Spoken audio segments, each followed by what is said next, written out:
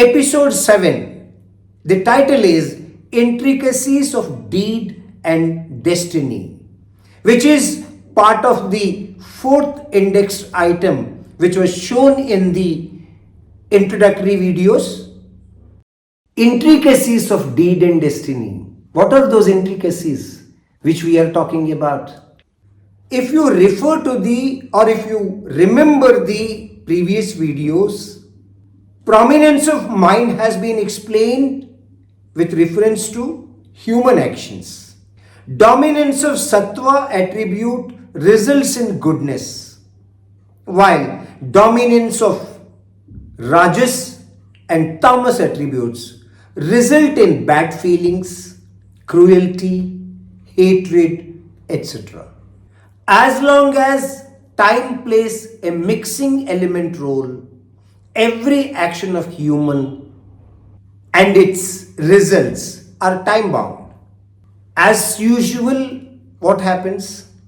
Human tends to work to achieve everything he desires for within his given lifetime. In real, what happens? Such an effort or such a tendency proves futile because it is impossible to achieve everything you desire for. This is where the struggle begins.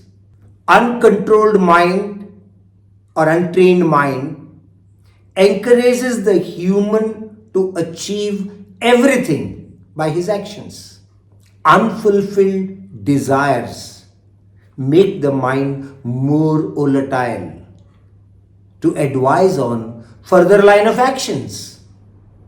This is where the desire becomes very strong greed. In the process, what happens? Mind dominated by passion and ignorance suggests extreme actions which would lead to extreme results. And that would means extreme results would cause anger.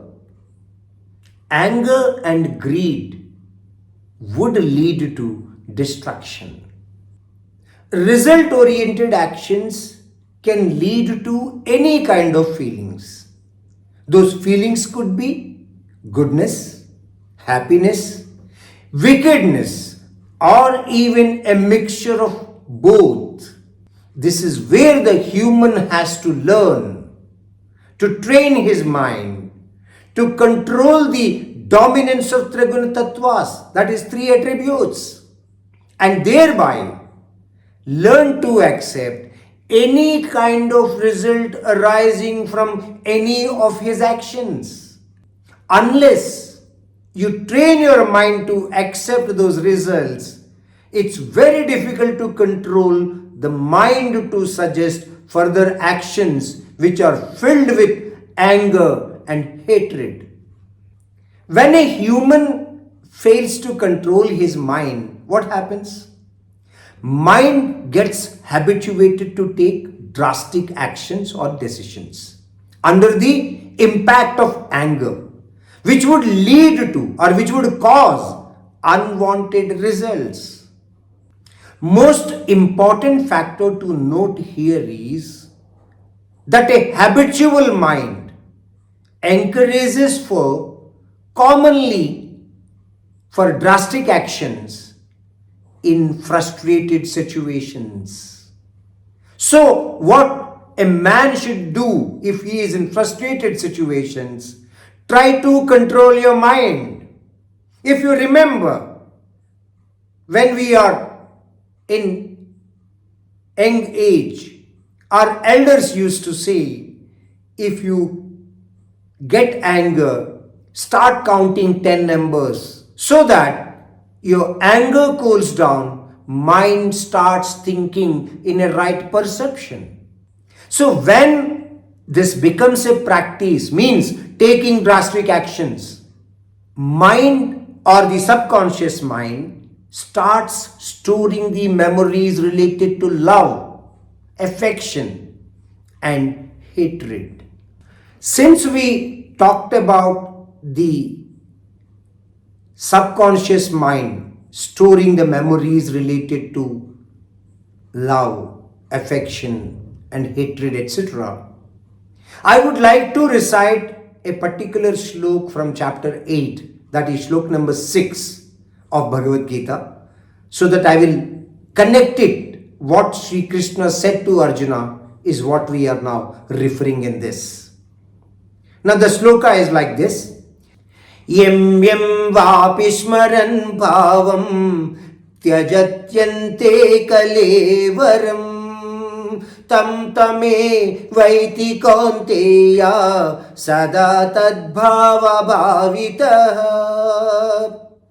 Sri Krishna says to Arjuna that whatever is the thought process of a human at the time of death, that human will get rebirth with the same thought process. This is because the human's thought process was prominently about his desire, about his greed, about his lust. So, when he takes rebirth, prominently that human takes rebirth with the same thought process. Another important factor or point to note here is that every result of an action may not depend on the efforts of a particular human alone.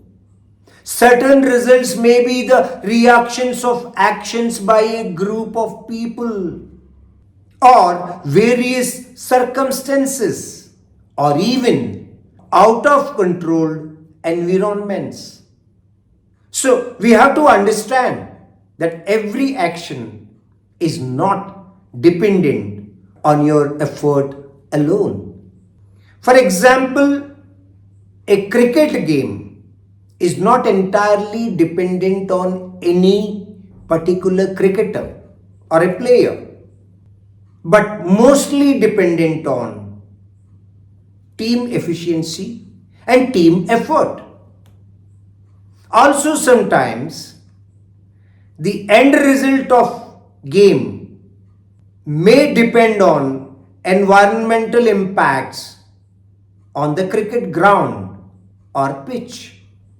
Sometimes even the moods of players at that particular moment may impact the end result, which means no result of any action is dependent on any one reason or one human. It is impacted by various factors which we have explained in the past, that those three attributes which are part of this entire universe. So sometimes, despite the best individual effort, a result may not be in the expected manner. Such results may cause anger, no doubt.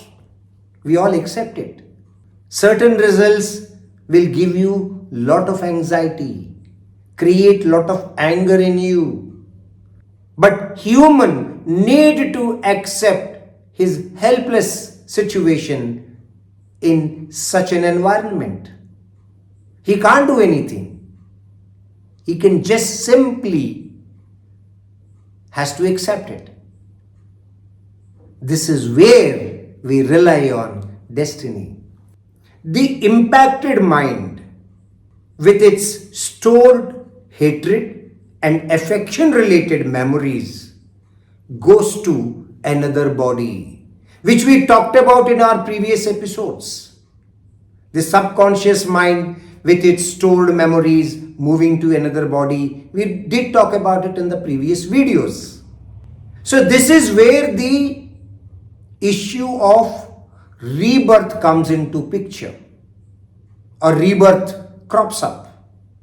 The mind with its stored data related to what? Hatred, affection related memories, in a new body, what would it do?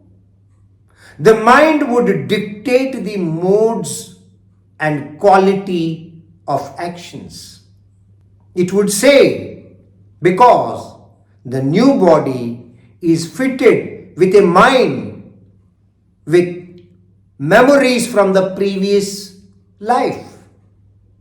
The subconscious mind is carrying some of the previous actions, memories, whether it is related to happiness or hatred. So, your actions in this life may not be entirely dependent on your actions of this particular life. Sometimes the memories of mind from the previous body are so strong that the human may not have any control on actions in his present life. That means he has no control on any result also. Under these circumstances, a human starts thinking that his actions and results are not linked to his deeds, but linked to the destiny, which is very common for a human to think in that way, because he has no control, he has no idea of what were the previous memories which are already stored in his mind of the new body. So anything happens in the present life without any visible connectivity to actions or deeds done, then the human commonly starts relying on the philosophy of destiny leads the path, because he doesn't know the past, what the mind was carrying from his previous life. He only knows what he is doing today. If some action of now results in something which he never aimed for, there the human starts relying on the philosophy that I made my efforts, but destiny is leading my path. Hari Om Namo